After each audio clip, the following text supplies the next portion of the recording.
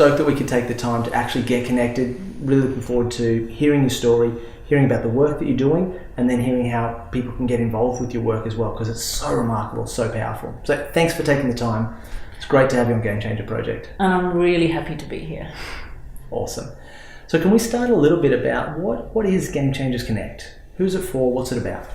Game Changers Connect is for game changers, and by game changers I mean people who really feel inside themselves that they want to make a difference. They don't have to be huge, they don't have to be mega famous, but they really care about the future of the planet, and they're willing to step out and they're willing to step up to make a difference. That's the people who it's for. Nice. And you're not just talking like environmental activists or social activists. You're talking people who want to make a difference.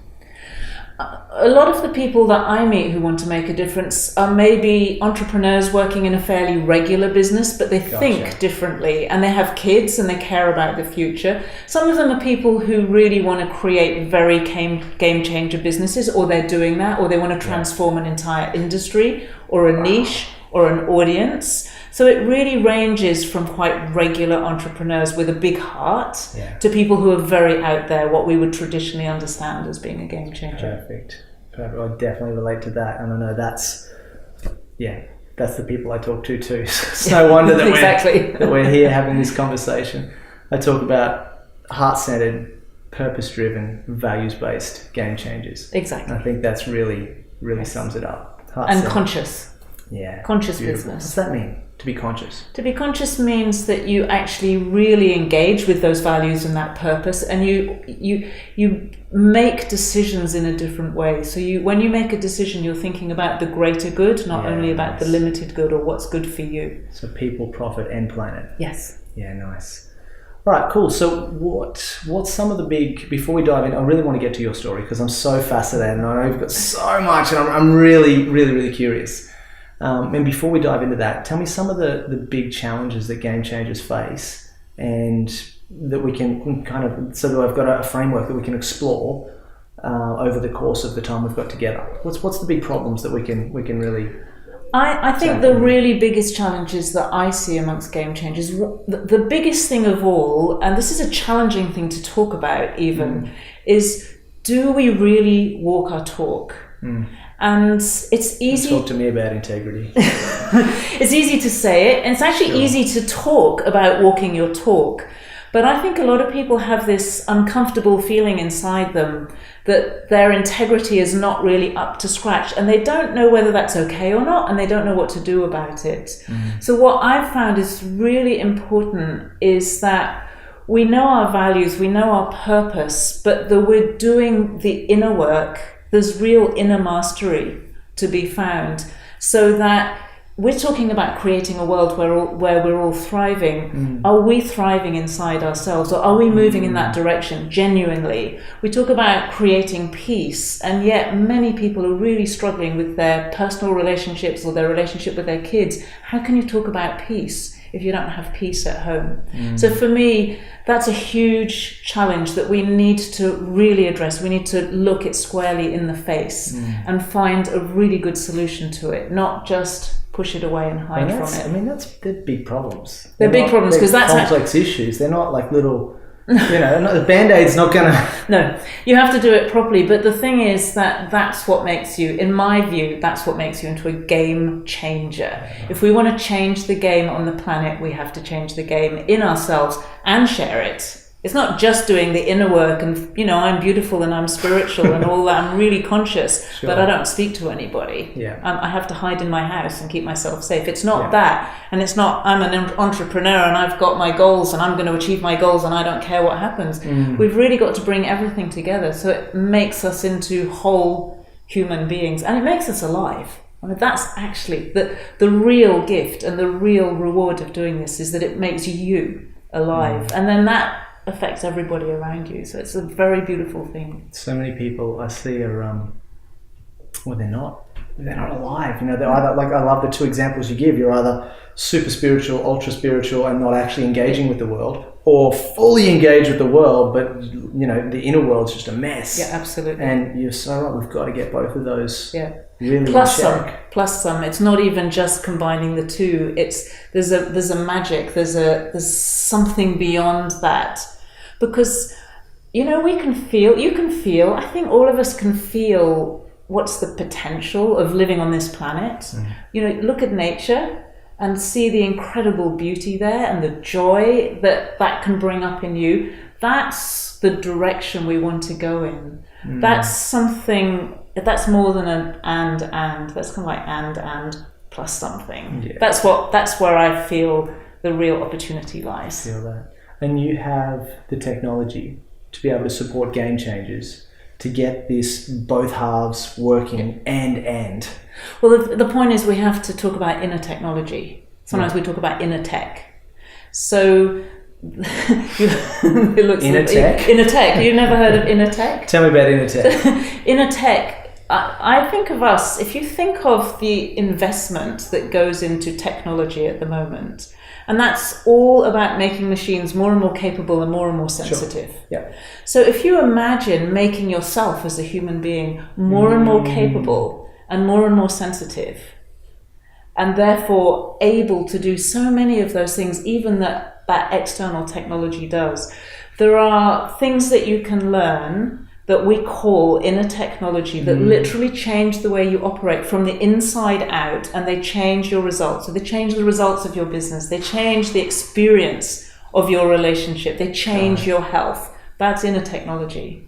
So what's the downside, I feel like if someone doesn't actually engage in this work, if we don't do this individually, in our families, in our communities, in our businesses, as a planet, if we don't do this work, what are we looking at? Well, probably the biggest thing we're looking at is apathy. Yeah. I think a lot of people are experiencing apathy. They say, I know I need to help, but I don't know what to do. And so you resort to the little things that you can do. You don't really step up. The problem about mass apathy is the most likely scenario I can see. One is the highly tech-driven. The people with the money and the technology will drive everything forward, and it will be a soulless, heartless planet that will be, an experience for us as human beings. I think that's a real risk. Of course, the other risk is from the environmental side, is that we just continue doing what we're doing, which is polluting everything. And if you pollute your house, you don't want to live in it. Simple. Yeah, that's why space exploration is so important to us right now, huh? Well... So say on the other side of the coin then, say we absolutely get this sorted individually, in our communities, in our businesses, in our societies, and as a species, humanity go, well, you know what, we have the opportunity, we have the technology, we can actually do this. What do you see, what's possible for us? It's a really cracker. It's a really important question, because we don't want to play the Pollyanna game. Like, rainbows. People often talk about rainbows and unicorns, and I really joke about it often, because sometimes I think, well, maybe there really are a few rainbows around, but what I can feel and what I know, because I experience it and I share this with other people, and so if we can experience it, then I think more people can.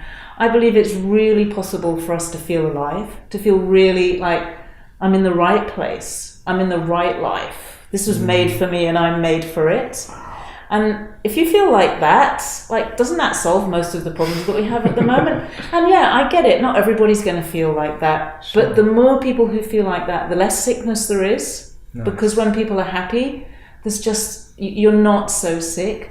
The more harmony there is, the more love we experience, which we all long for. We long to love and belong, these simple things.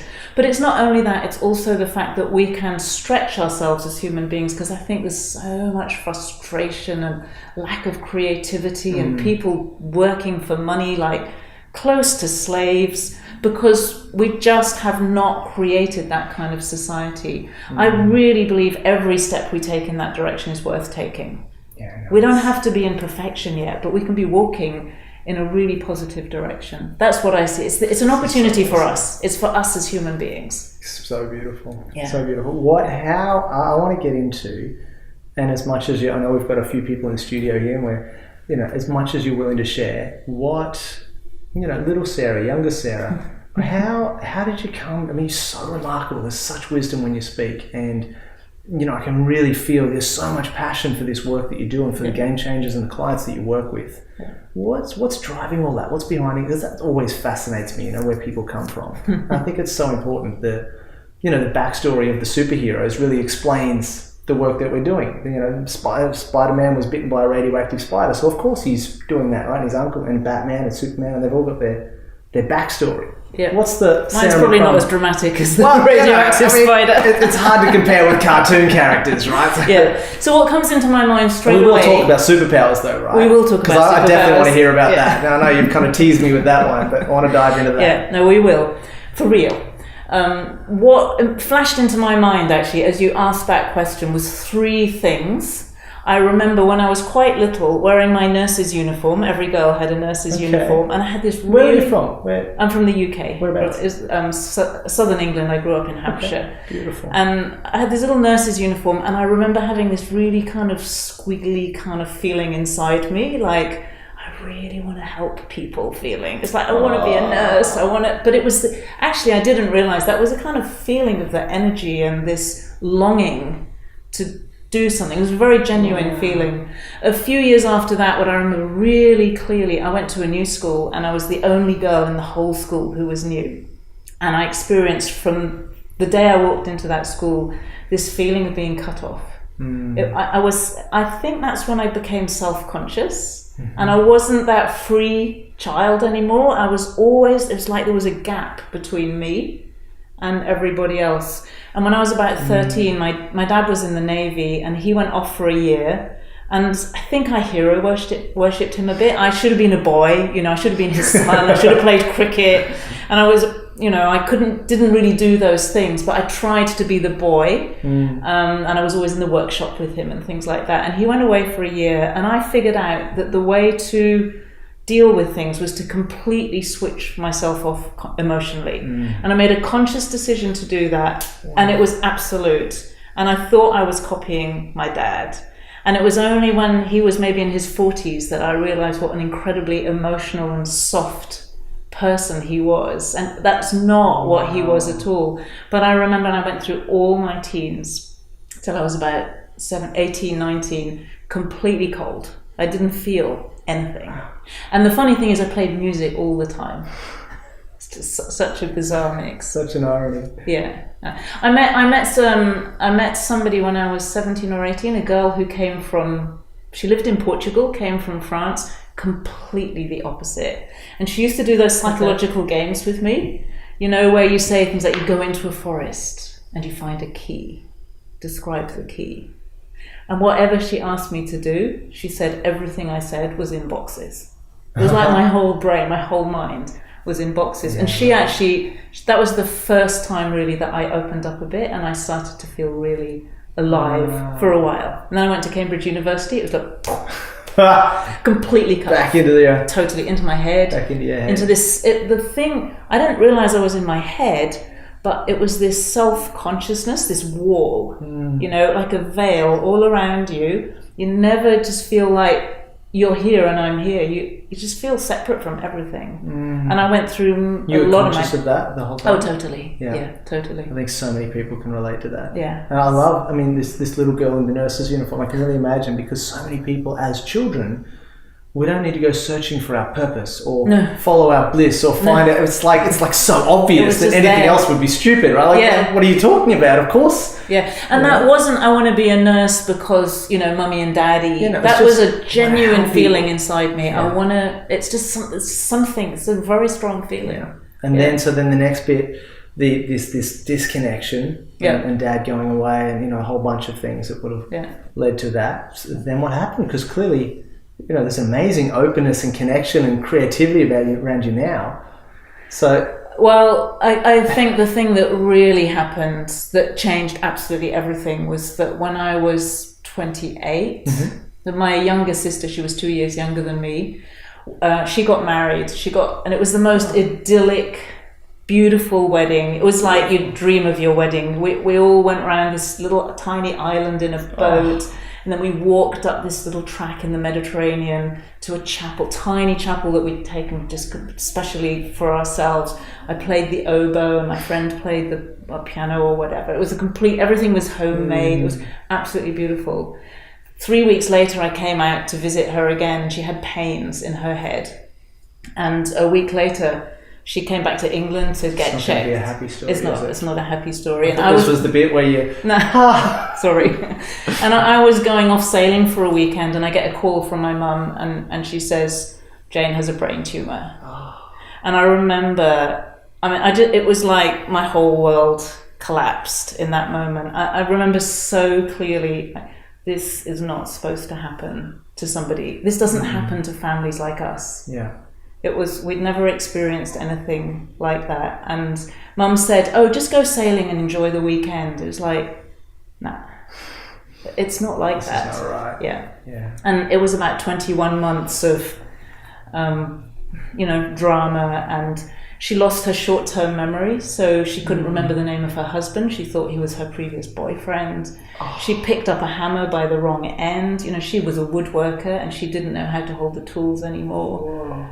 And she would walk into a kitchen and think the cupboard door was the way out. It was, it must have been so hard for her too to try and navigate in that. In a way, it was frustrating. She didn't really. I don't know how much she understood of what was going on. Yeah, it was really strange. I spent a lot of time with her. She'd been a very difficult younger sister, but that last year and a half, we all made as much time as we could. But anyway, after about 21 months, she died. And that, I guess, something changes when that happens. You start to think differently. I was working for BBC Television at the time, and I was in a department. It was all about the environment, and it was we were preparing for the World Summit that was going to be in Rio in Brazil. And What year was that? About 1993, I think. Thereabouts, not quite sure.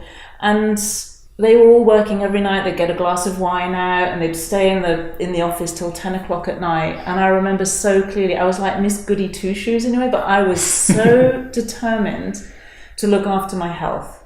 And I made this decision after seeing what happened to my sister, that nobody could take responsibility for my health and my happiness except for me. And it was absolutely crystal clear to me that you can't, we couldn't rely on the doctors to save her life. I'm sure they were the best doctors and all of that, but they didn't save her life. And so that completely changed me. And I remember about 6 months after she died, I was very emotionally blocked again. I'd worked my way through it. I just worked really, really hard to try to deal with the pain and stuff. And I figured out if I cry once a week, I'll be okay. I felt better. And then the point came where it didn't work anymore. And thank goodness a friend of mine said, go and see an acupuncturist. And I went to see an acupuncturist, and honestly, this was my first real miracle. I went in there and she stuck some needles into me, and 45 minutes later, I was free, I was happy. She turned it around instantly. And that started my fascination, I guess, with Chinese metaphysics. Of course. Yeah. 9 months later, I remember feeling a bit kind of seasick in my life. I described it. I didn't even know the meaning of the word spiritual, but I said it was a spiritual travel sickness. I got introduced to Qigong, which is an ancient Chinese practice. Yeah. You'll see people in the park sometimes. They're doing exercises, holding a ball, standing still, standing like a tree and moving. Walking in slow motion, not going anywhere. Exactly, things like that. And I actually got almost a bit obsessed with it. I got so fascinated by this Chinese knowledge. It's so natural and beautiful and elegant and describes everything in the world. But the other thing that was really bizarre for me, when I was at school, I was top in everything I did. I did Latin and Greek. I was like one of those kids. And I failed my driving test, which is the first thing I ever failed. But that was a shock. But I tell you, arriving in Qigong... The practical, not the theory. The practical. Yeah, we didn't have theory in those days. Okay. But when I arrived at Qigong, this lasted for years. I had this really strange experience of just feeling all the time like I was the worst person in the class. And I remember that first session so clearly. There were people all around me. We had our eyes shut and we were holding this position that we'd been told was a still position. And they were clearly like I don't know what they were doing. They were like in ecstatic, orgasmic kind of, I felt like there must be sweat flying off them. And they were like grunting and breathing. And I was like this rigid English girl, you know, like I was just standing and saying, what's going on? It was... Honestly, it was really freaky. But for some reason, I went back. I'm coming back for more. So I want what they've got. I don't know what I didn't want what they had. I was absolutely clear I don't want that. But there was something. And after about 3 weeks, we were in the park doing our exercises. And suddenly I felt something around my arm. It was like a kind of invisible plaster cast around my arm. It was completely physical. And it was holding my arm up. And there was nothing there. And I was like, oh my God, something's happening. I can feel something. Yeah.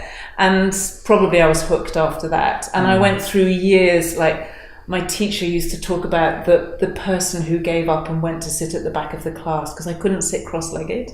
I was so uncomfortable and I couldn't concentrate. I was so nervous. I can't believe it. I always felt like, you know, when everyone was supposed to be very spontaneous, I was like, can't do this.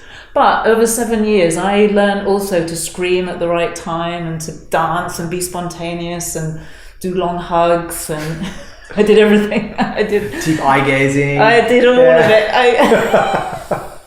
I won't tell you all the stories. And I learned. I really changed, and I brought it into so many things that I was doing, and I started teaching people. I even invented this special kind of sound healing. It was so cool. You know, we'd go out into nature and we'd all make spontaneous sound, almost like mixing with the sounds of nature. It was very profound and beautiful and healed people in lots of ways. Wow. It was an amazing experience. So it's like acupuncture was trying something new. Yes. Something that was like completely outside your world. And you probably knew at that time it wasn't going to do anything. Because how's it gonna, you know, invisible meridian energy channels and right? But then something happened and you went, this is cool. And that led to Qigong. Yeah. So you tried something new, which led to something else new that you never would have tried. Yeah. And it was weird and awkward and uncomfortable and all the things that you would never want to, but for some reason you went back and you stayed at it, and there was a teacher, there was training, there was community, there was... over time and distance, you started to develop a level of mastery, or a level of competence at least to some degree with that teacher. I actually came across a book called Essence. And I can remember reading that book. That was so powerful for me, and it talked about ego. I'd heard of ego as in Freud, you know, the id and the ego. Never really understood it, but here it was talking about ego in a different way. And I knew when I read that book, not only did I have an ego, but I knew that I had a problem with my ego. It was absolutely clear to me. And I remember I thought, okay, I've got to figure this out. Your personality, I got to figure this out. I've got to figure this out. Well, my teachers never talked about ego. And my teacher, as far as I know, is the fount of all knowledge and wisdom. And everything that I've learned that was worth learning in this lifetime, I've learned from my teacher, my Chinese master. From Cambridge and wasn't from... Totally not. And so I started asking him these questions to test whether he could help me with my ego. And he completely failed to answer them. And it was absolutely devastating, because I remember it was like the world, the floor falling out from my world, because this person who I thought was everything couldn't answer the questions that I knew I had to answer. And shortly after that, of course, somebody introduced me, told me about another teacher, and I managed to wangle things so that I could go to Croatia, where she was teaching at that time. Wow. And I went to Croatia for 7 days, and that was a very extraordinary experience. I arrived there and you have to pay for everything in cash, and it's all very kind of old-fashioned. And then you walk into this theatre, which holds maybe 500-600 people, and there's a BMW on the stage, and an enormous Christmas tree, and a chair. Okay. What's going on? Very different from my Chinese master before. Sure. And the air, as I walked into that theatre, was thick. And it was the same thickness as if it was full of smoke, but it was actually energy. It was like energy you could cut through. And I walked in, I just felt like I'm at home. This is my home. It was so strong. Yeah. And this Chinese master comes and sits on the chair and talks to everybody, and the BMW is a prize in a lottery, because it was this weird mix of she had a Croatian husband and Chinese and weird thinking all over the place. It was absolutely crazy. And she would scream at us from the stage and get really angry. It was very dramatic and full of what we called ego operations. So my ego was cut into pieces from the first day, basically. Wow. And I cried for 8 days without stopping, more or less. I just, tears rolled down my cheeks. I couldn't enjoy. She talked about enjoyment. I couldn't relax. She talked about relaxation. I was like, and whenever I spoke, she didn't understand me. She said, complicated. Just look at me, complicated. It was awful. And I come from being the one who was always the articulate one. Everyone says, Sarah, you express that so well. She couldn't even understand what I was saying. It wasn't the accent, right? It was not the accent. But I basically completely fell in love with that. And she taught me so much. She was an amazing teacher. She was amazing. We called it life consultancy. Okay. That was before life coaching had been invented. Yes. But it was a kind of incredible coaching. She taught us one-on-one. She taught us as a group. She took every bit of our life, our health, our relationships, our work, everything was the subject matter of what we were learning. Wow. So it wasn't stuff out there. It was stuff. Yeah. And it sounds like it wasn't necessarily... it wasn't a walk in the park. It wasn't pleasant and enjoyable and nice and easy and fluffy and... Some of it was. It was totally about relaxation and about doing nothing somehow, and it was amazing in that way. But it was also it was really about dealing with challenges. And so we would constantly be given things to do that were impossible, but they were real life things. They weren't fake things. So it might be something silly like stacking acres of wood in a certain amount of time, and everybody would have to stack the wood together. This was a bit later. We moved to New Zealand to train more deeply. This was post Croatia. Wow. And so we'd all be stacking wood, and I'd had a chainsaw. I learned how to use a chainsaw and cut stuff up, and it was real life. And that was what was incredible to me. It's the only training I've really come across where the subject matter was me and my life and you and your life, and there was nothing else. There was no exercises, there were no fake scenarios, nothing, just us. I think that's the best way to do it. Oh yeah. That was an education that, to me, that's the dream education. It wasn't to the New Zealand Qualifications Authority. I can just imagine. I got 7 years of that education accredited officially. Wow. But we also had some challenges, let's say. It was pretty controversial. Yeah. And we had some challenges, and so definitely. So coaching consultancy, really good training. Really good training, and training to be able to solve problems that other people couldn't solve. I'll give you an example. Yeah, sure, please. We had an issue. We had a lot of students there. I'd got visas for all these students. I was in charge of everything that involved communication, government, language, law. Complicated stuff, exactly. I was still considered to be complicated, but it was quite useful. So, and something happened, I can't remember exactly what now, and we had 19 students lose their visas just before Christmas, and they were all going to have to go home. And I was told by my teacher, you have to solve this, Sarah. And this was, I think they got the letter on the 23rd of December. So I call the leading immigration consultancy in New Zealand, and they say, you are absolutely crazy. There is no way. There is nothing you can do. They had to leave the country by the 5th of January, so Christmas, New Year. They said, there's nothing you can do. And I said, well, I'm going to go to ask the minister to turn around the decision. He said, don't. You can't do that. They said, if you do anything at all, you could possibly ask for 1 or 2 people to find a way to get them to stay. I said, no, I'm not. I'm going for the whole lot. I had my teacher behind me. And it was crazy because government had gone. Doing the impossible. This was doing the impossible. Government had gone on holiday, so no one was in Parliament anymore. Only the minister could make the decision. At one point, me and one of my colleagues drove across New Zealand to his constituency and spent the time, this was between Christmas and New Year, in his constituency, kind of like hoping we might bump into him or something. I don't know what we thought we were doing, really. It was right the other side of the country. We'd had to drive. It was mild. We had to fly and drive to get there. And we got all the way there and basically came back again. But somehow, I remember making a call to the ministry, and I'd been given this number, and it turned out it was a number in a corridor.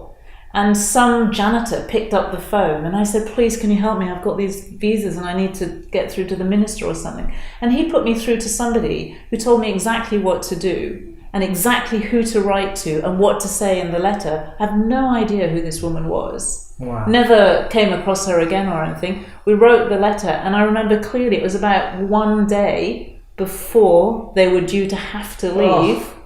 And the mayor of our town came in and helped and made a phone call, and somebody else made a phone call. We got 19 visas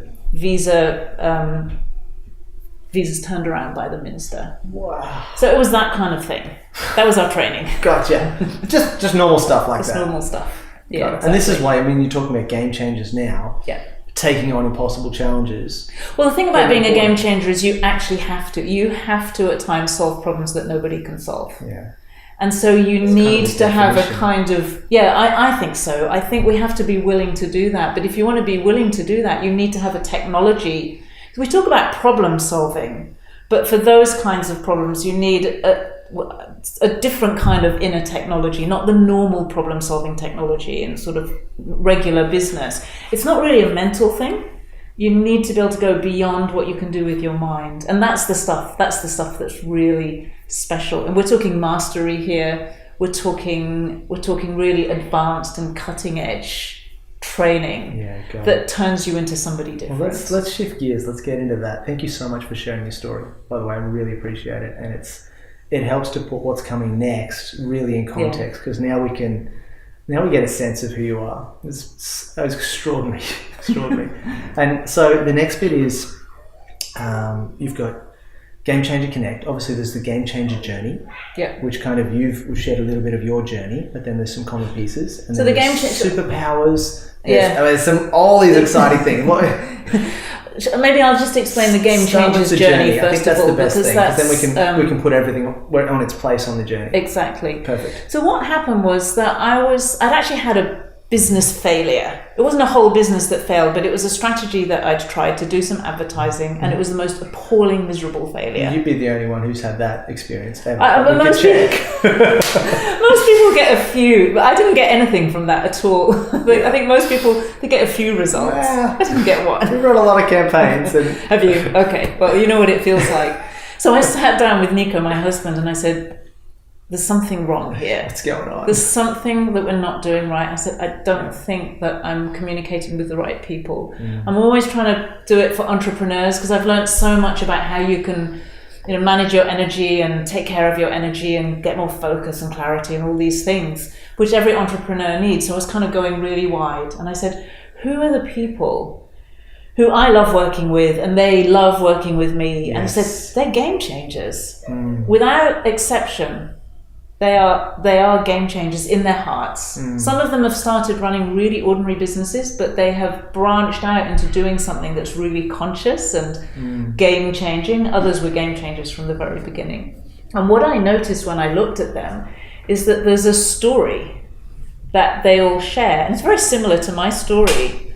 And I figured it out. It's a bit like the hero's journey, but I deliberately didn't go and read the hero's journey stuff first, because I wanted to figure out for myself. Because to me, this is the story of the modern game changer. Yeah. This is not the 20th century. This is the 21st century. And that's critical, because to be a game changer now, there are certain things we need to achieve, if you like, in terms of the change we're trying to create. There are certain challenges that we face now that are different from what we faced before. And I think that the answers to those challenges are different too. And so that's what I uncovered by by looking at this journey. And I found that in my picture of it, it has 10 steps. Okay. So this wasn't just a reflection of your experience. This is looking at people I've worked with. Looking at just time and distance. Exactly. And in fact, going back for years, because I've always been attracted to working with those kinds of people. Gotcha. And with the training that I did, it was also, we were always talking about the future and about creating a different world. So it was very much my environment. 10 steps. Can I list them in 1 to 10, or are they... Is it like a linear 10 or a circular 10, or is it... We're talking about life here. So the way I would say it is, first of all, we can divide it into 3 cycles. Okay. Now, those cycles all have a similar pattern to them. That pattern is something you may have experienced small cycles of this already, and there are bigger cycles and there are bigger cycles. The Game Changers journey is the arc of your entire life. Wow. Really. That's what I'm really talking about. But we can look at it in those cycles, and that helps us to be familiar with what's happening. So there's like little laps around in this big lap that we're all doing. Yeah. So those 3 sections that we can divide it into. The first one is about self-awareness. It's becoming aware of yourself, really. Yep. The second section, and I've described this a little bit through my story, is self-mastery. That's really mastering your inner world more than anything. And then the third part is self-expression. That's when you actually really can put yourself out into the world and share all of that you've learned with people with integrity and aligned with your purpose and all of that. That's so helpful. Now, my little 8-year-old Jack loves dancing, and he doesn't want to take instruction. He says, I just want to dance how I want to dance. I'm like, no, you need to get some mastery before you can have self-expression. Now we've got a framework to put that out. I'm going to use. That's very helpful. He's at the self-awareness stage at the moment. Yeah, I love dancing, and that's cool. But we do find we have to go on to the next I don't want to do it how they're doing it. I want to do it how I do it, which Yeah. is great. But doesn't lead to the fullness of the experience. Exactly. So, and how often do we do that? It's easy to point to kids, but and in business. Yeah. In business. So really, the journey starts for most people really before that self-awareness stage. Okay. What I found is that all of the game changers I've come across, there was some kind of struggle. This is the first step, struggle with normal life. Yeah, gotcha. It can be the struggle of, pure, like what I call pure suffering. So abuse, alcoholic parents, war, conflict, all that kind of stuff. Yeah. It could be feeling like an alien, like you don't belong. Lots of people feel. I just felt like I didn't belong, and that all that cut off. Yeah. Exactly. It can be, of course, a life trauma, which I experienced through my sister. Yeah. Yeah, so there are various ways which we tend to feel, and there are some people who've been really successful, and they get there, and it's like, this is not it. This isn't it. It's just totally disappointed. Common story. Yeah. And that leads us to the second stage, which is waking up. We're pretty familiar nowadays with what waking up means. And, it's that time when you start learning a whole lot of new stuff, and you do personal development, and you think you've got the answers to the whole world, and you can be very fanatical. Well, I was. And, bang on about it all the time. You make new friends, lots of new stuff, very exciting. And you start to move away from the mainstream. You start to see yourself as different and special. Yeah. Good sides to that and not so good sides to that. What happens at a certain point to many people is that there's a kind of call. So they get this vision like, wow, if I shared this with more people, the world would be a much better place. Yes. It's the first, that vision, vision with purpose. And you feel like, wow, I'm going to change the world. And that very soon after that, you think, really? Me? Who am I? He's much better than me. Yeah. She can do it. I'd love to, and there's a lot of resistance comes up at that stage. Some people will never move past that resistance. They just stay with that call and just gently go back to being a little bit awakened, but don't do anything. Some people take the next step. I call it the step up. And they start their first project. And this is where the lack of business mastery comes in, because you start your first game-changing project. If you don't have business mastery, you tend to experience your first game-changing failure. Yeah. Which will often be followed by many more failures, unfortunately. Yeah. The only people who I've seen who don't fail at that stage, and they tend to have a lot of resistance. They have lots of problems, but they don't fail, are people who have a lot of business experience. So maybe they've been in corporate for a long time, or they're seasoned entrepreneurs. They've made their mistakes and they've had their failures. So otherwise, there's a lot of learning to do about business. And I want to underline that for the people who want to be game changers but are not so good at that part. You have to get to grips with it. I have had to get to grips with it. You have had to get to grips with it, like it or not. And all our clients and the people we work with, and we see it over and over. And we have to get better and better and better at it. It doesn't matter you're profit or non-profit, it's all business. That's really important. So that's the step up. Now, this is where it starts to get really exciting, because once you step up, you've made a commitment, there's a decision there, and then there are all these challenges. And this is what I think of as your Batman training. You know how Batman went off to China or wherever it was, and he has a mentor and he learns all these ninja tricks and stuff like that. We don't have to go to China. I went to New Zealand to follow a Chinese master. What I discovered is that the training is here. And so there are all these challenges that life tends to throw at you. And most people who are game changers think those challenges are an annoyance or a distraction and need to be dealt with as fast as possible. So they have health and energy challenges. And what do they want to do? Get rid of them as fast as they can. But your health challenges are the key to learning how to thrive. And you have to learn about health and well-being and energy. If you don't learn about that, you will not have any mastery of it. Who are you to talk to other people about making the world a better place? You don't have to be perfect, not with any of these things. But I believe we really have to be on that journey towards genuine, flourishing, thriving health, well-being, vitality. And all of us will face that at some point. So I've got 7 challenges that I've identified that come up pretty much for all of us. And I'll run through them quickly because I think it's really worth it. The next challenge that I see for almost everybody is around happiness. And that's a very hard one to deal with if you see yourself as a bit of a game changer, because you're supposed to be happy. And you're supposed to be positive, and you can come to a time where you actually genuinely realize that you are not happy. You don't know how to be happy, and you don't know what to do about it. So what I want to say is that that's an important time, and that is the time when you will actually discover how to be happy, discover the key to happiness, which is very easy, but it appears to be very well hidden. And that, again, is really important, because what's the point of creating a world where I'm a great game changer and I'm miserable?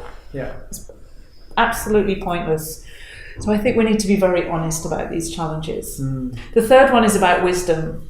You tend to come across this one when you feel lost and confused. And most people feel that some of the time. You don't know which direction to go. People are giving you advice from every different point of view, different business advice, and I've been through so much confusion. But the point about it is that you start to find your inner sense of direction, inner guidance, that inner voice that you can rely on. And if you get that what do they call it, internal GPS, if you get that working for you, that will be with you for the rest of your life. That is worth the struggle. Okay, totally worth it. The next challenge, even more important, is love. You will know you're on this challenge when you have a relationship problem, like your wife or your husband doesn't seem to love you as much as they used to, or you're thinking about separating, you're having those conversations, and it feels like your life is falling apart. And most people that I've discovered, they either settle for a weak relationship for the rest of their life, or they separate and they get divorced and they lose the opportunity. I don't care whether people separate or not, but I really believe we need to heal. We need to create peace and love in our relationships, and then make the decision. Then you can decide whichever way you want to go. The other time that you get, this is a very big one now, this love challenge comes up, is with kids. So I see people with suicidal kids, depressed kids, kids with syndrome, spectrum kind of issues, behavior problems, and sickness sometimes. That always seems to me in the end to come back to love. It's an incredible opportunity for parents, and this is not because they don't love their kids enough. It's an opportunity for you to grow your depth and your capacity for love, It's so powerful and it's so beautiful when you see that happen in a family. Like I've seen it so many times where there's this tragic situation and it brings the whole family together, and they start to experience love that they've never known before. So to me, this is the essence of the Game Changers journey. This is what trains us. This is our Batman training, to be a game changer. You change the game in your own life, in yourself, in your family, in your community, in your business. That's going to spread. So 3 more challenges. Yep. Very familiar. Prosperity. If we want to live in a world that's prosperous, and yet we're either struggling for money or we have plenty of money and we're constantly worried about it. No peace. Gotcha. So I meet lots of people like that. No peace. Afraid of losing it, just terrified around money. It's crazy. That is not prosperity. Okay, so we need to address what is prosperity. How do we find that? What is our relationship with money? That's a very beautiful exploration. It's really worth it. It needs to be done. Okay, the next one is a very shocking one for game changers. It's the challenge around purpose. Okay. If you are a purpose-driven entrepreneur, you're a social impact entrepreneur, and you suddenly wake up one day and you feel as though you have no clue about why you're doing what you're doing, and you feel depressed, and you feel like you've lost it, and you can't tell anyone, and maybe if you're a public figure, even worse. And sometimes what happens is your kids will pick it up and they'll express it instead of you. And that's really difficult as well because you have to hide it. It's so difficult, this one.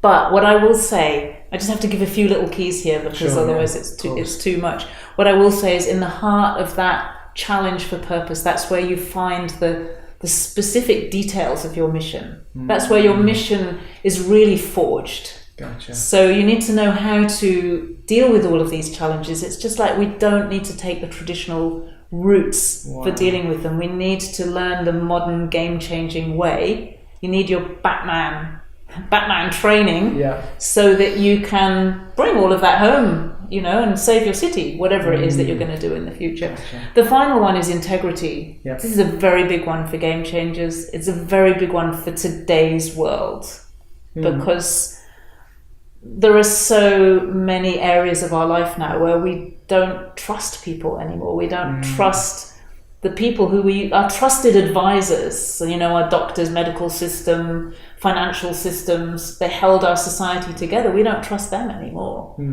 And I think we all feel that it's really important to find our own integrity. And by integrity, I don't just mean I promise to do this, so I'm going to do my word. Not old-fashioned. Integrity means wholeness. An integer is a whole number. So integrity means wholeness, and it means it's a kind of wholesomeness as well. It's really being able to stand, to live your values, and to be able to stand in your strength when you need to.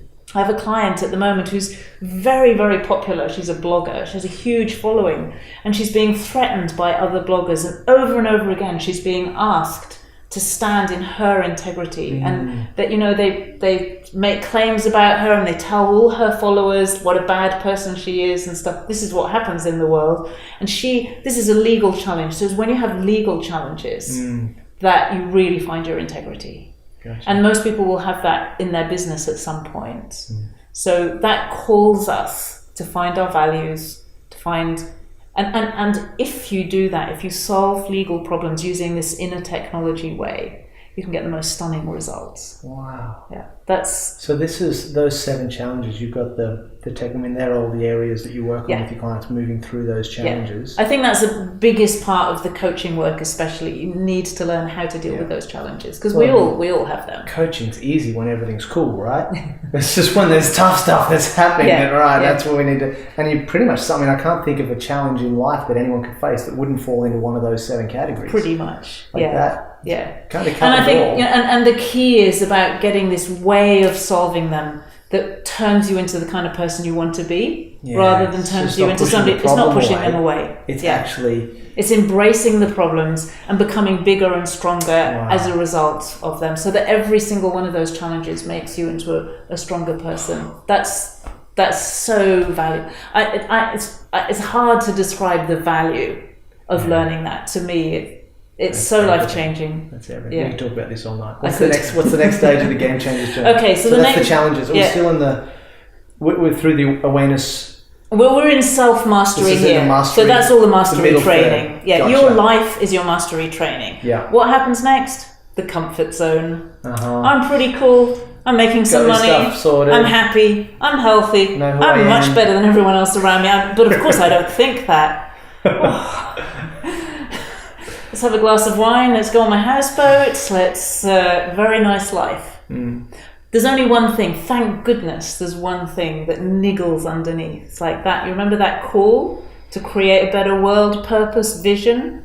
I'm not making as much impact. I'm helping lots of people. Yeah. I'm getting better and better. I've spent a lot of time here. I know this one really well. I'm getting better and better at what I do, but I just feel all the time that I'm not making the impact that I said I was going to, and that I know is possible, and it just builds inside you, and it builds inside you, and you feel really uncomfortable, and yet you feel really comfortable. So it's a very contradictory stage. You should be happy with what you've got, and you should be. Society's looking at the outside, going, "You got it all. Just take it easy." There's this pressure inside. It's like pushing you, and then you're trying to go and do that other thing, and you're trying to be happy and not feel the pressure because you've learned all the techniques of being relaxed and cool about things, but the pressure is just like.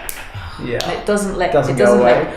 There comes a point where you just say, I will do anything to have more influence or to create more impact or to do more good, whatever it is. It's like, I have to do this. And then... that's the bit that sets Game Changers apart. Yes. Right, because, you could stay in the comfort society zone. would just go, it'd be nice to go and have a big impact, have more influence, but, hey, life's good. And So... Gotcha.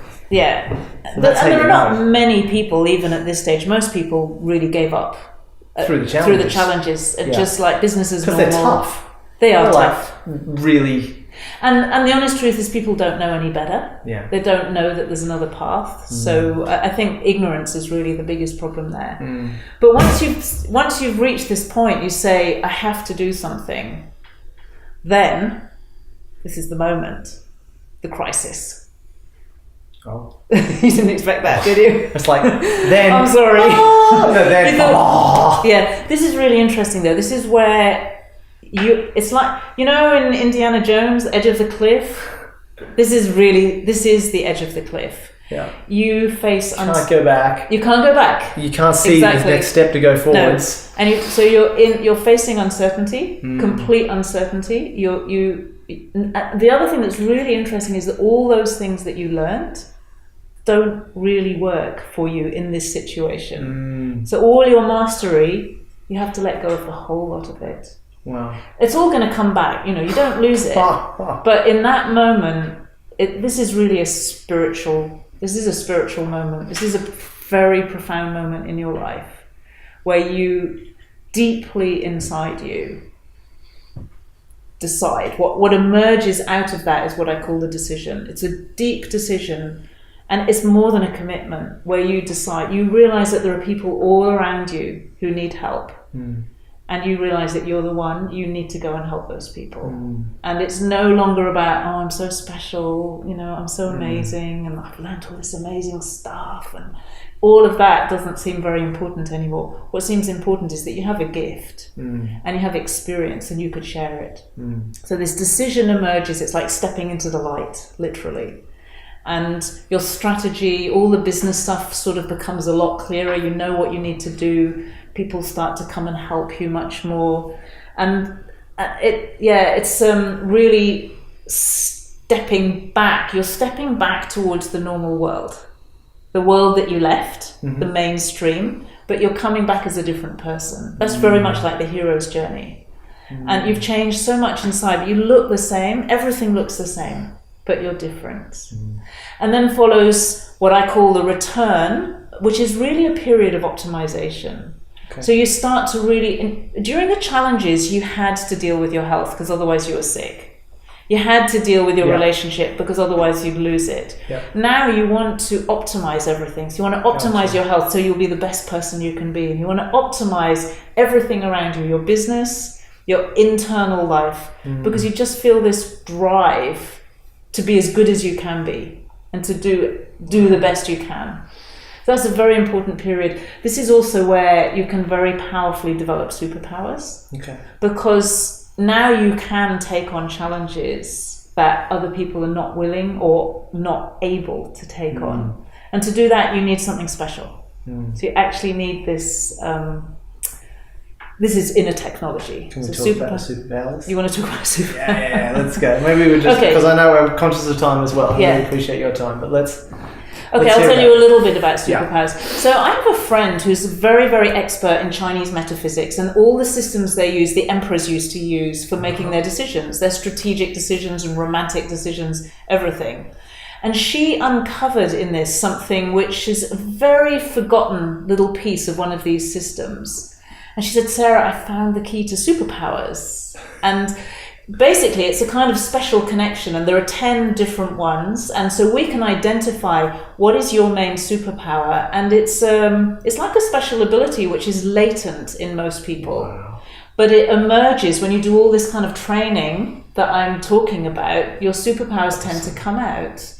And so I'll give you an example. I have a client his superpower is vision manifesting. Wow. Now, I'm not good at, if I do a vision, it's very powerless. It just doesn't work very well for me. If I get him to see really clearly the result that he wants, it happens so fast and it's so powerful. And I have several people I work with who are vision manifestors, and it's the same for all of them. They just visualize what they want, but it doesn't work for all of us. So for somebody else, we have one, we call it Matchmaker. It's all about love. And I know somebody, when she was running hospitals, she would just walk through the hospital and kind of spread love through the hospital. And that's actually how that's how she became so powerful. It wasn't because of her ability with documentation and strategy. It was this extra thing that she has. It kind of gives you an edge. So it's very cool stuff. I mean, it's quite sexy, of course, to talk about superpowers. Sure. But the point is they're real,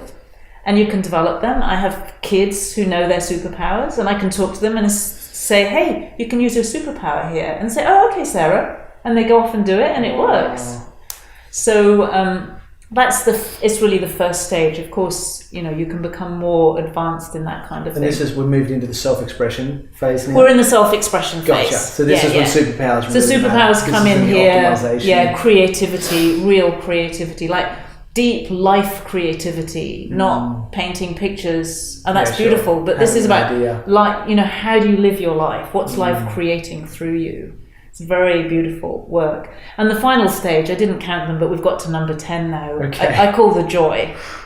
So that is where basically, instead of getting joy from your kids or joy from surfing or joy from something, it's more that your life is becoming an expression of joy. Wow.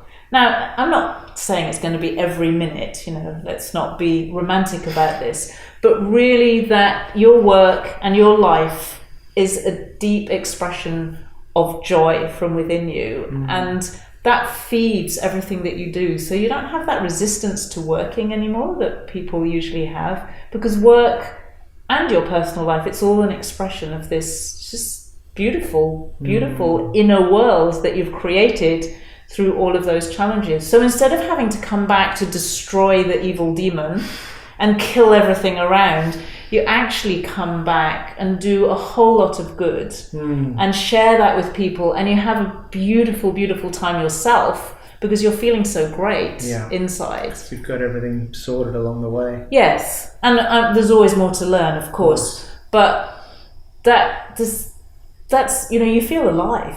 That's the journey. You're awake, you're alive, you know that you're living your life. You're in the right place. So Sarah, tell me about how important is it to recognise the stage of the journey you're at and be getting advice that's appropriate for that stage? Oh, that's essential because look, I see this quite often. I see people who are in that waking up stage. Yeah. And they put themselves alongside people who are much further along, but actually they're still very emotional.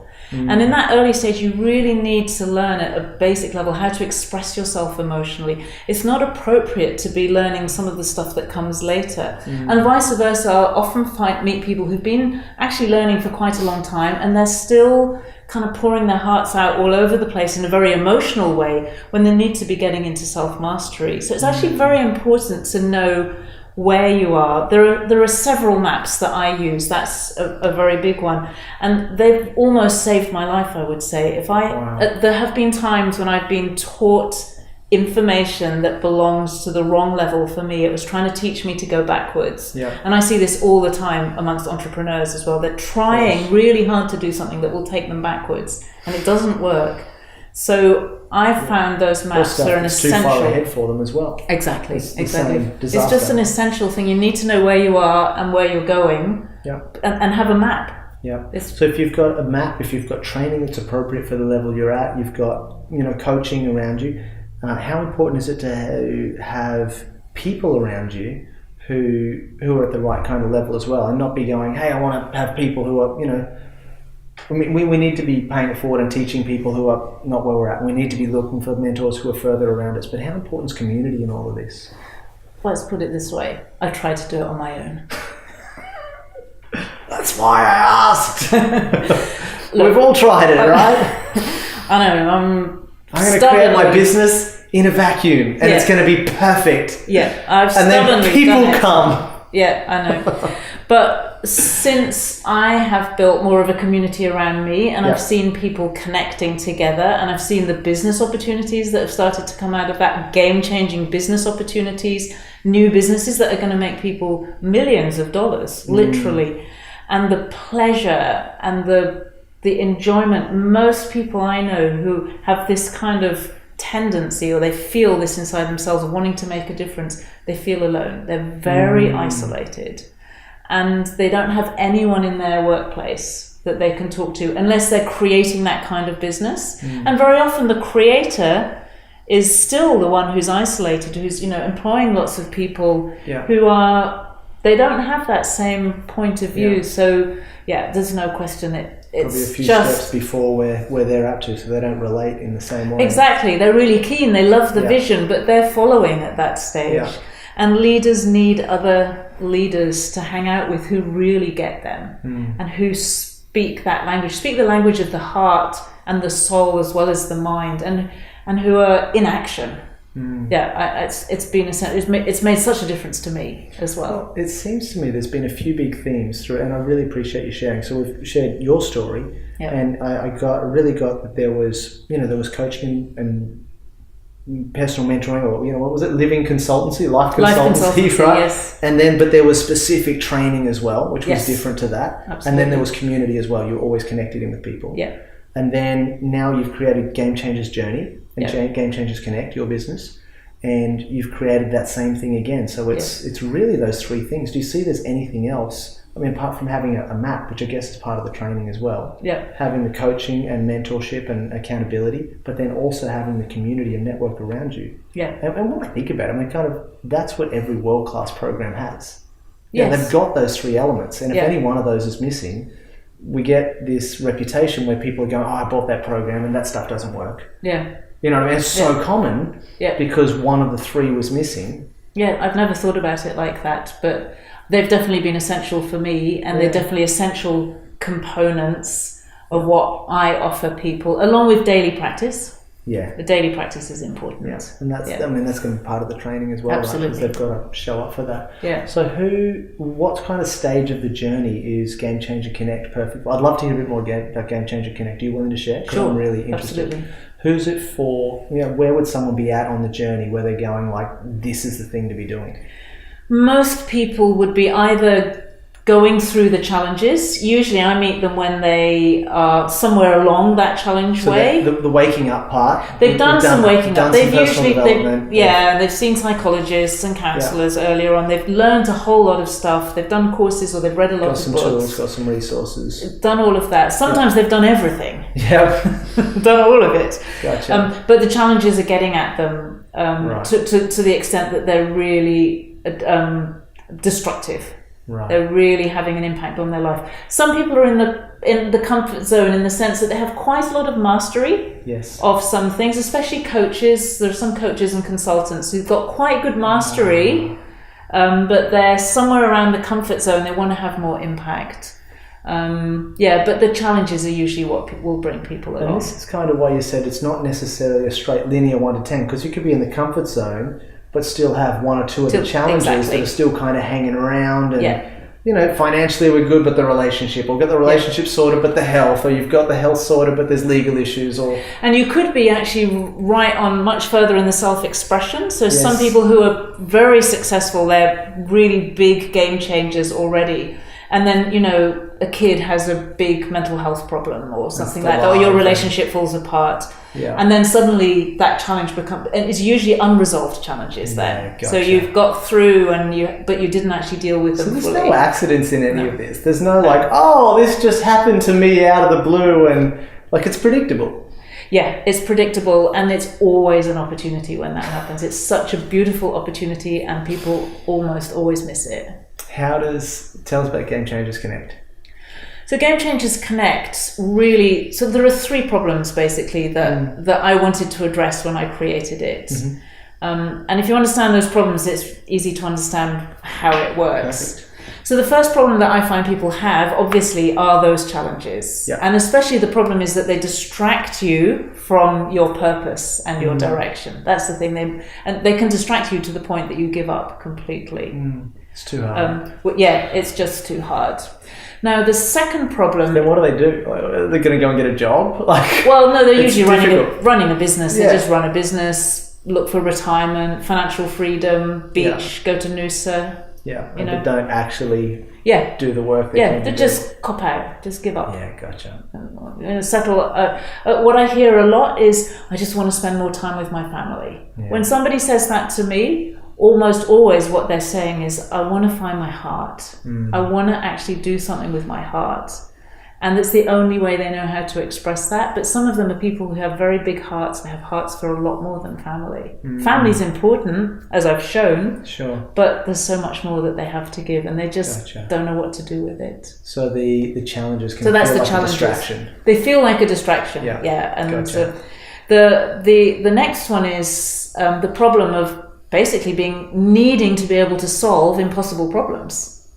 So it's kind of the definition of a game changer, isn't it? Yeah, if you're just solving problems that for regular things we've already got solutions to. Exactly. You're not really changing the game, are you? Not really. And you've got to solve those problems in game-changing ways as well. Yeah. So I'm working with a guy called Tim who's taken on the challenge of food production, global food production, and the problems that he's trying to solve are absolutely massive.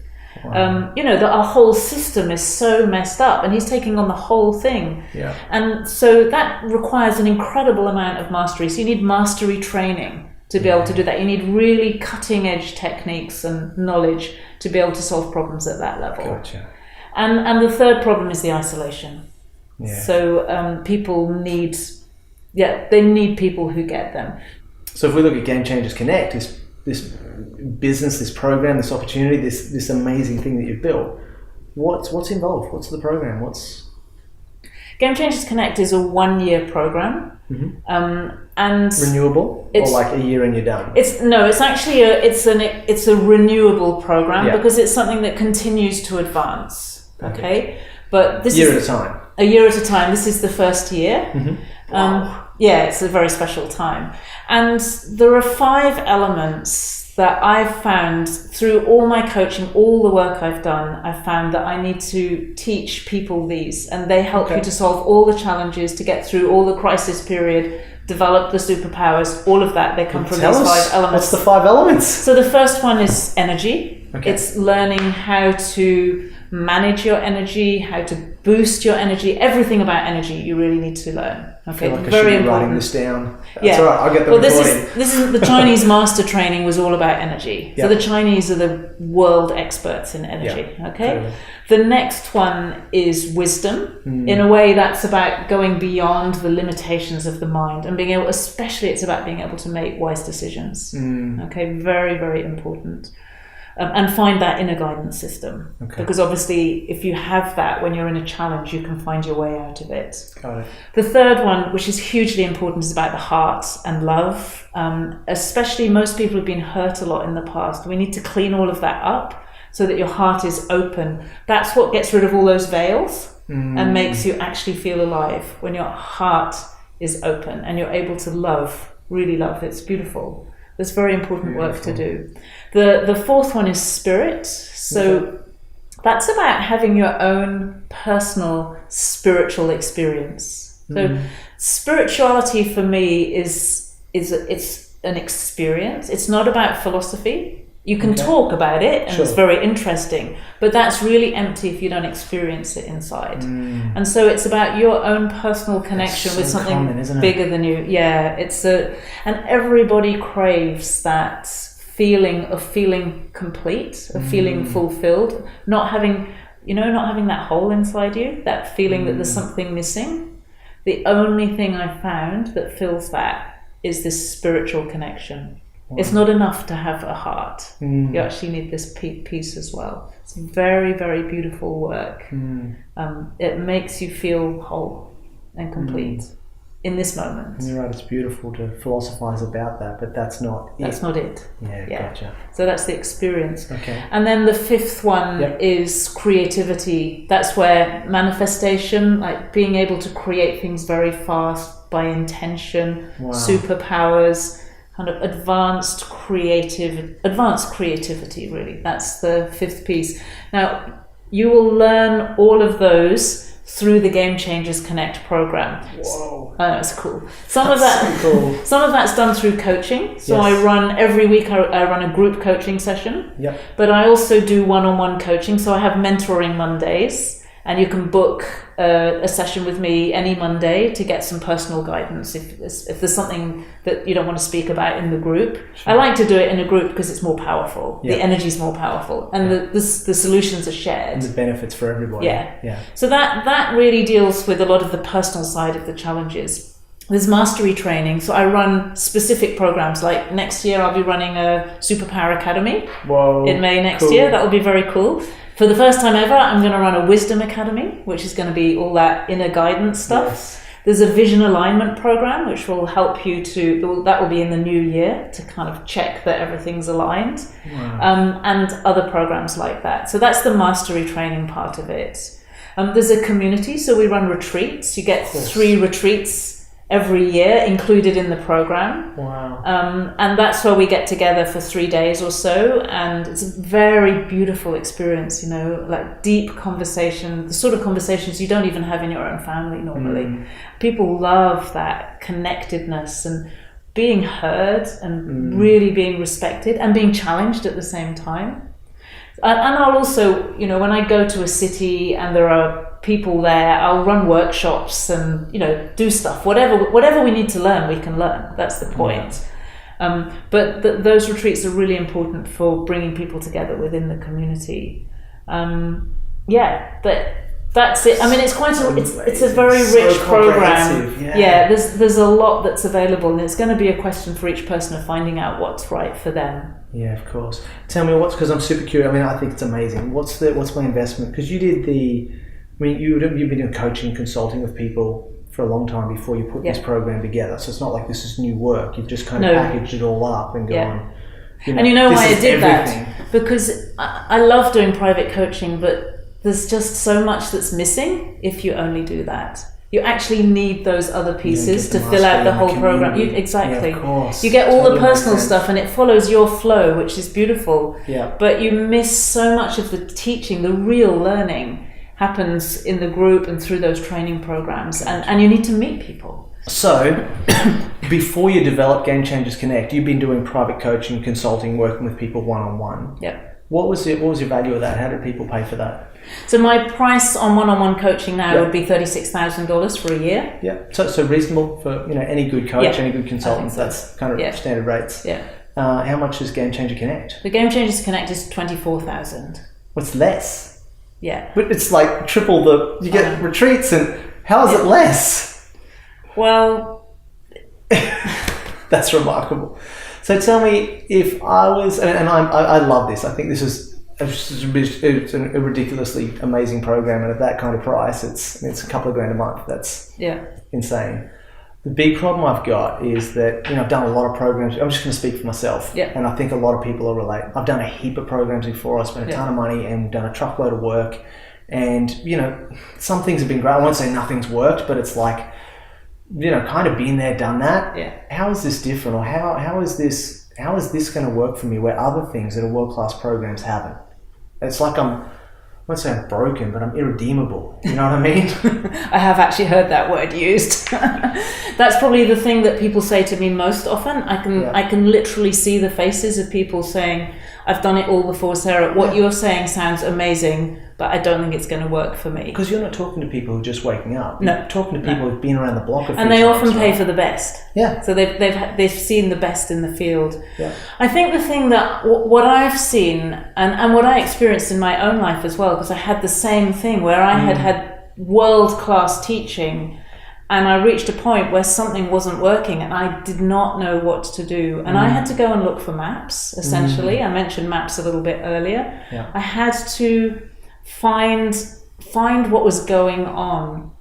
And what I discovered is that once you know what's forward and backward, usually you're stuck because you're trying to go here and that's not forward, or you're trying to go there. Yeah. In my case, I was trying to go backwards. Or take 3 steps at once. Yes, exactly. And you literally don't know where to go. Once you know what's the direction forward, it all starts to make sense. Yeah, of course. And I find this especially with entrepreneurial people, they get very stuck in their heads and then they try to use their heads to solve the problem of their heads. And then they do that more and more and they spin round and round and round. And it's because they don't know where they go next.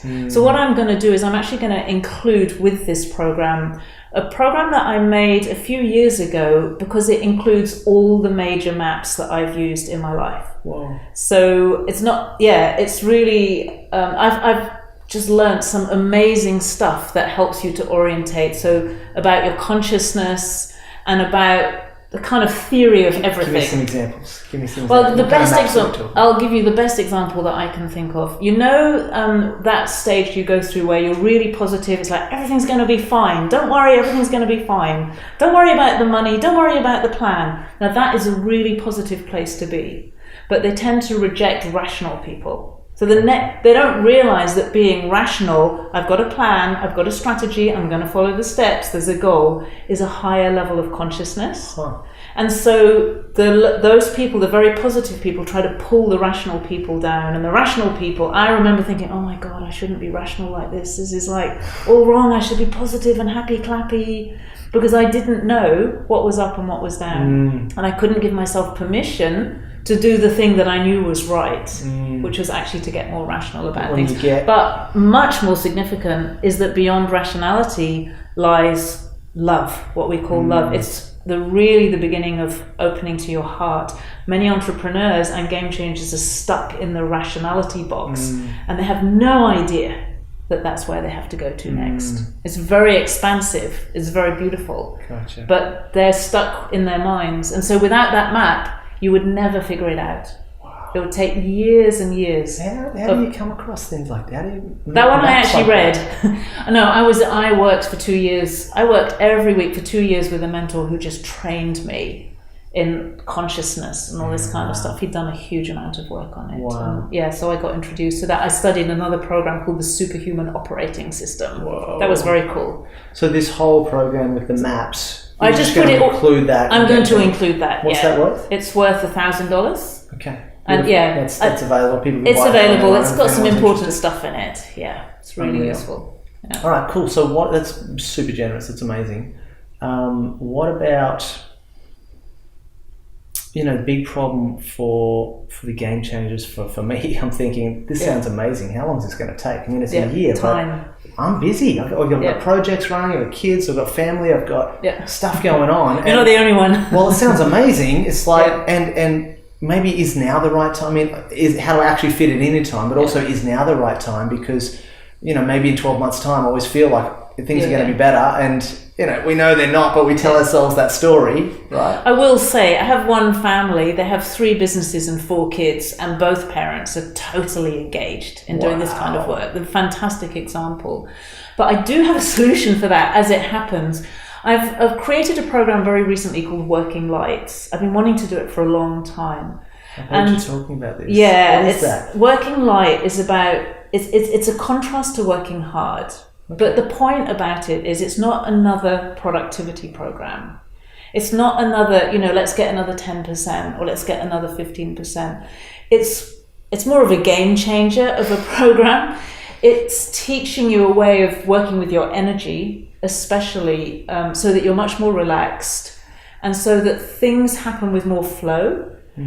Things happen more easily, literally lighter. And I'll give you a couple of examples. My brother-in-law, who's starting a business, a very large business, and he said to me several times, I would have had to make 150 calls to get that one meeting, and I've gone straight there. Wow. And another guy, Tim, who I mentioned earlier, he said to me many times, he said, Sarah, it would have taken me a year to get that meeting in my last business. But since I've been working with you, it happens in a week. Wow. So that's what I mean by working light. light. Yeah. Now, you have to learn it. It takes a bit of time. But I've got a program for working light, which I'm going to include in this because it is so important. Wow. It's very easy to learn. Okay, you don't have to go away and study a lot. It's very, very easy. It takes a little investment of time. But it's amazing. Yeah, and the thing is, I'm teaching you the principles, so it will continue to expand throughout your life. So just think about the value of that. I mean, I can't even imagine. I know. I know. Not even I can't sometimes. It's one thing to get meetings sooner and be able to produce more with less, but just the idea of working light to go, I don't have to. I can just and be there. Yeah. Then that's what I'm seeing. That's what I've seen through. I've taught it for the first time now, and I'm seeing everybody experiencing that. What's that for program? The first time. Just on its own. So that on its own, it would be $2,000. Sounds like a bargain. It's so affordable. Yeah. It's so good. Well, Game Changers. There are a lot more challenges for Game Changers than there are for normal entrepreneurs. So I want to make it work for everybody. Yeah, I really want it to work for people. Beautiful. I really appreciate taking the time to share this, and I feel like for myself, I've got a real vision for humanity and for the planet and how I'd love it to be. And I know my part in all of this is, connecting with game changers like you and supporting them with their marketing, their sales, to get their story out, to get their groundbreaking innovation, to get it to the world in a way that people can actually understand. And I go, am I really a game changer? I'm just using my marketing and my sales. I'm doing what I can do, and superpowers and all this is very exciting. And I know a lot of people I speak to feel like they're just running an ordinary business. They're doing their normal work. They've got a, kind of a sense of purpose, or there's something that they love to. But game changer, am I really a game changer? Am I a real game changer? Is that something that comes up? You know what I mean? Yeah, it does come up, and it's really interesting using the word game changer because when you first hear it, isn't it? Well, you first hear it, you think, oh my god, yes, I want to be a game changer. Yeah, and then you think, oh, but she's talking about people who are really amazing. It's like, I don't think I'm as amazing as that. Maybe I don't really fit. And I've seen lots of people do it. I say, Sarah, I don't think I'm really a game changer, but their heart is like jumping to be one. And it is. So look, I've got a really, I think a really good solution, because this is what's helped me. There are a number of people who I've worked with, and they have helped me to identify what it is that I'm really about in language. When you put it into language and you do it with somebody else, it's not just your secret, I had this vision, or I had this dream, and I don't know if I dare to tell anyone about it. You share it with somebody and they pull out the greatness in you. So I've put together a package. I'm so excited about this because I've been actually wanting to do this for years, and I've finally got it together of 4 people who I work with. So one of them, she's the person who does the Chinese metaphysics, and I'm going to buy you basically a destiny reading with her, which is a complete reading of your energy and how the patterns of your energy interact with the patterns of the global energy, of the earth energy. Whoa. And it's fascinating stuff. I can't explain it here. It's fascinating, but it helps you to see the major patterns of your life and to see yourself in context. It's like a reading of your life. Wow. And it's so accurate and it's so powerful, and it's a fascinating thing. And I go to her all the time whenever I want some direction or something. She's one of the people I'll talk to. Gotcha. So you get one of those as part of she's your girl. She keeps you on track. Yeah, exactly. Wow. And then another guy I work with called Jeff, and he does something called resonance mapping. So you can use that to we say map the resonance of decisions. So you can say, I'm thinking about doing this in my business. I'm not quite sure. And Jeff will look to see what's the most luminous or what's the most awake solution for you. And he'll kind of measure the resonance of it. It's amazing. It's like measuring the energy of your decisions. It's the most incredible tool. So I'm going to give you 3 sessions in the year with Jeff so that you can go back to him. For big decisions. So for big decisions, big direction, orientation, he'll help you to put your purpose into the best possible words. Things like that. It's amazing. And Jeff and I work together really closely. So that's an incredible thing. And then I'm going to give you 3 sessions with somebody who became a game changer through working with me. And she now does these beautiful sessions called Unlimited Self.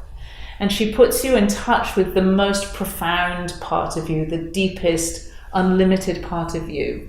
Sometimes she helps you to deal with blockages.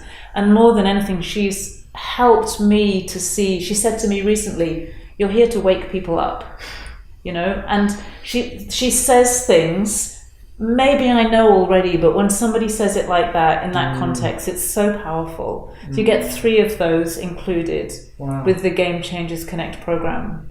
And then another thing, I talked a little bit about opening your heart. That's very deep work. It's very personal, and it needs an expert to help you learn how to do it. So I've got somebody who I practiced and did so much of it with her. I taught her, and then I got her to help me so that I could have somebody.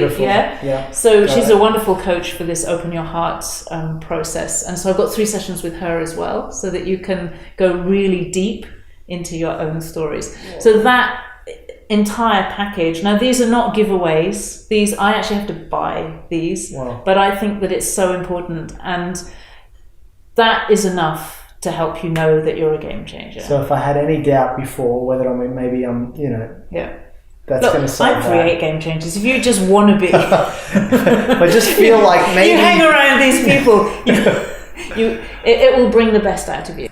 So Game Changers Connect, $24,000 plus the MAPS program, $1,000 included, plus the Working Light program, another $2,000, plus there's so many add-ons here. I'm trying to keep up all the sessions, all those extra sessions with your people. 3,520. So 3.5, 4.5, 5.5. We're at like 30,000. We're at 30,520. How many? I mean, sign me up. How many people? And you're doing that for 24,000. How many people do you have availability for? What's the space like? So I have availability now for 10. Okay. I'll just take on 10 new people at this stage. I've got my first group sorted out. Okay. I'm going to add in another 10 people now. Okay. And 24,000, they're good to go.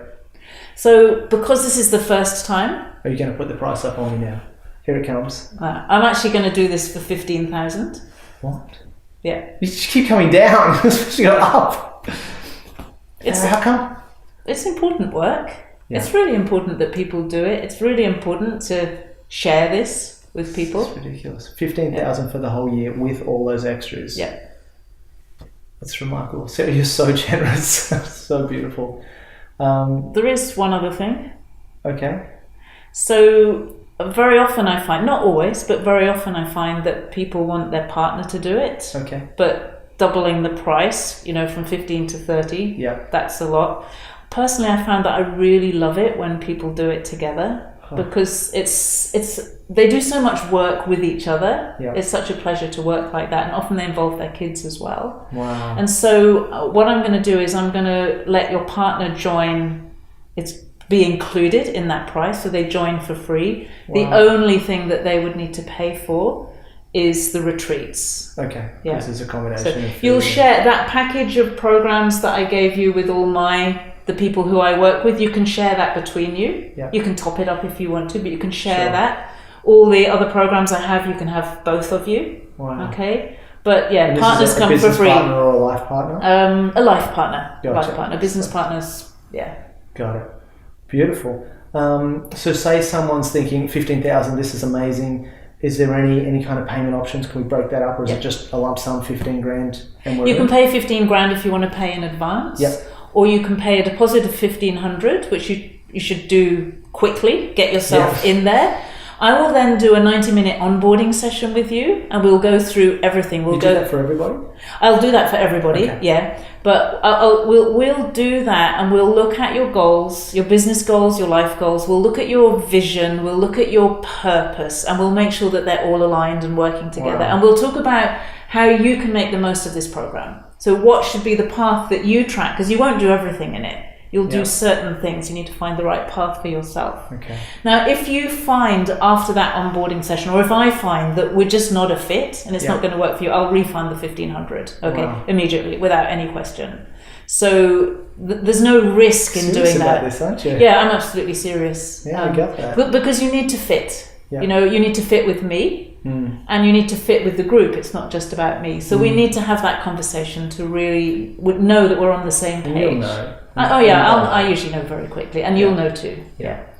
So 1,500. So that's 1,500 deposit, and then 10 payments of 1,500. Okay. So it's 16,500 So it altogether. works out a little bit extra. It's but 11 that's easier times for cash flow. Exactly. Yeah, that totally makes sense. Yeah. For people who are thinking, this is me, she's been talking to me, that's my story, that's my game changer journey, this is exactly what I need. What's the next steps? How can I have this? So the next step is that you sign up. I'll give you a link. Yep.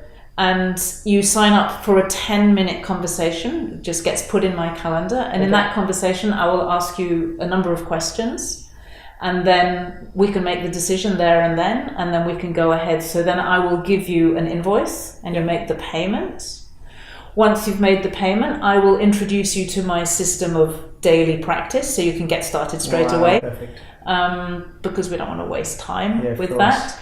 We will then organise that 90-minute onboarding session where we get really deep into your story. This is your Game Changers journey. Beautiful. Okay? And let's map out your path over the next year and how you can do it. And then we'll check in every month or so. You can come and book another session with me like that to make sure that you're on track. We'll also set up a personal monitoring system for you with your goals in it so that both you and I can keep track of what you're doing through the year. Yeah. So we'll do all of that.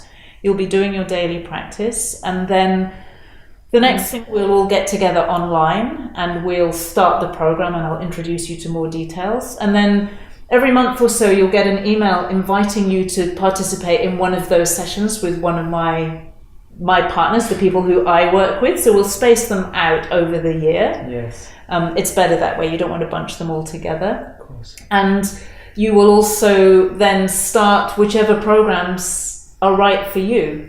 There's so much in it. It's difficult to describe all the contents, but that's why we need to do this in a very personal way. Yes.